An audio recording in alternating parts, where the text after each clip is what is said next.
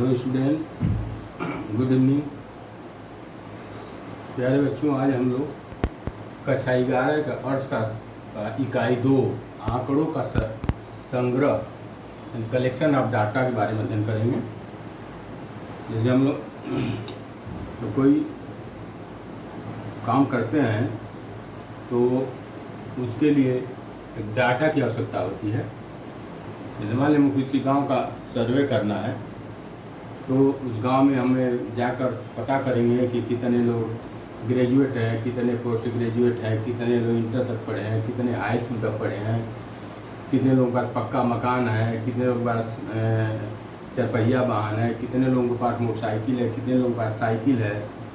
ये सब अध्ययन करते हैं और उसका फिर हम संख्या के रूप में उसका आंकड़ा एकत्रित करते हैं, तो उसी को डाटा कहते हैं। तो आंकड़े का अर्थ मीनिंग ऑफ डाटा हो गया जब किसी विषय से संबंधित आर्थिक तथ्यों को संख्याओं के रूप में लिखा जाता है तब उन्हें हम आंकड़े कहते हैं। जब किसी विषय से संबंधित आर्थिक तथ्यों को संख्याओं के रूप में लिखा जाता है तब उन्हें हम आंकड़े कहते हैं। अब आंकड़ों का संग्रह कैसे किया जाता है? जब कोई अन्वेषक अपने अध्ययन के लिए आंकड़ों को स्वयं अथवा अन्य प्रकाशित या अप्रकाशित विश्वस्त सूत्रों से प्राप्त करता है तो इस प्रक्रिया को आंकड़ों का संग्रह कहते हैं। जब कोई अन्वेषक मतलब जो कोई अनुसंधान करता जब अपने स्वयं जाकर या किसी दूसरे के माध्यम से आंकड़ों को एकत्रित करे, जैसे मान लीजिए हमको आंकड़ों की ज़रूरत है, हम स्वयं किसी गांव में जाएं और डोर टू डोर जाकर लोगों से पूछकर आंकड़े एकत्रित करें, या हम कोई एक ऐसी लोगों की टीम बना दें, 2-4 लोगों की टीम बनाकर उनको भेजें, फिर वो आंकड़े एकत्रित करके हमको दें। तो इन माध्यमों से हम आंकड़े एकत्रित करते हैं। अब अगला है सर्वेक्षण। सर्वेक्षण वह विधि है जिसके द्वारा विभिन्न व्यक्तियों से सूचना एकत्रित की जाती है। सर्वे वह विधि है जिसके द्वारा विभिन्न व्यक्तियों से सूचना एकत्रित की जाती है, फिर उस सूचना को हम अपने लिए यूज करते हैं।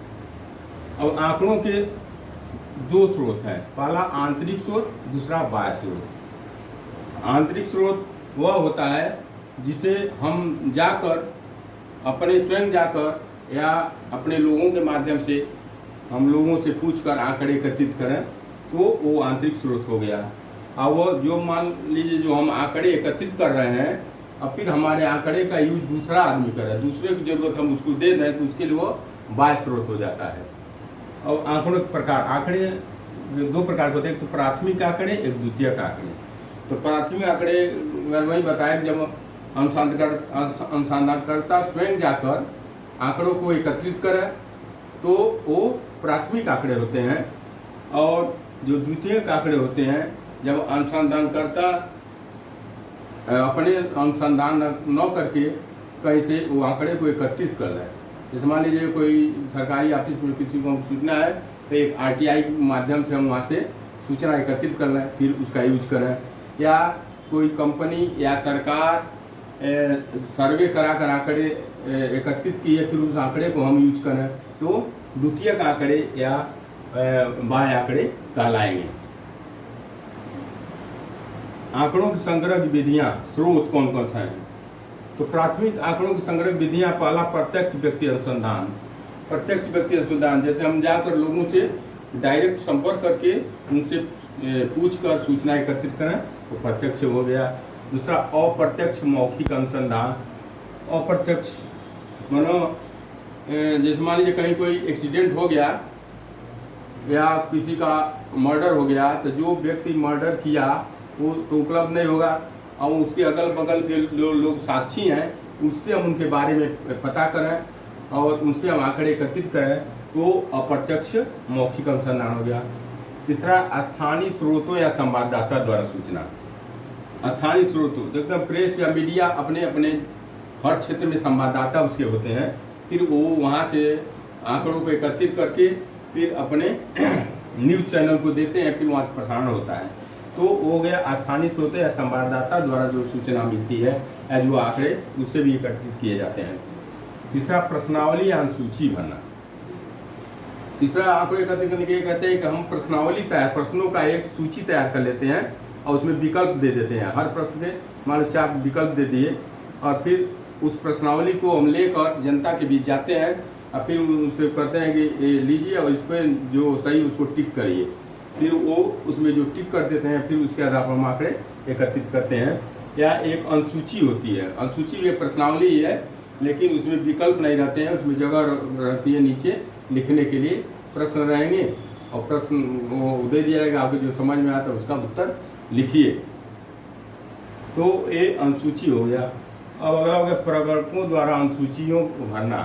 प्रगणकों द्वारा मैंने कुछ हम लोगों को ट्रेनिंग दिया जाता है उनको ट्रेन करके फिर उनको सूची देकर भेजा जाता है, तो ये फिर लोगों से पूछकर अब उस सूची को भरते हैं। जैसे मान लीजिए अभी हर 10 साल पर जनगणना होता है, 2011 में हुआ था, फिर 2021 में होना है। तो जब जनगणना होगा तो उसमें बहुत सारे लोगों को या टीचर या लेखपाल जो भी होंगे उनको ट्रेन करके हर गांव में भेजा जाएगा। वो डोर टू डोर जाकर वहाँ से सूचना एकत्रित करेंगे और लिखेंगे, भरेंगे। तो ये हो गया प्रगणकों द्वारा सूची को भरना। ये तो प्राथमिक आंकड़ों की सूची हो गई। प्राथमिक आंकड़ों के लिए हम कितने प्रकार से सूचना को एकत्रित कर सकते हैं। अब हो गया द्वितीयक आंकड़ों के संग्रह के स्रोत। द्वितीयक आंकड़ों के संग्रह से पहला सरकारी प्रकाशन। द्वितीयक आंकड़े हमने बताया कि वो इसमें अनुसंधानकर्ता स्वयं सूचना को एकत्रित नहीं करता है, वह कहीं से सूचना लेता है। तो सरकारी प्रकाशन मान लो सरकार द्वारा कोई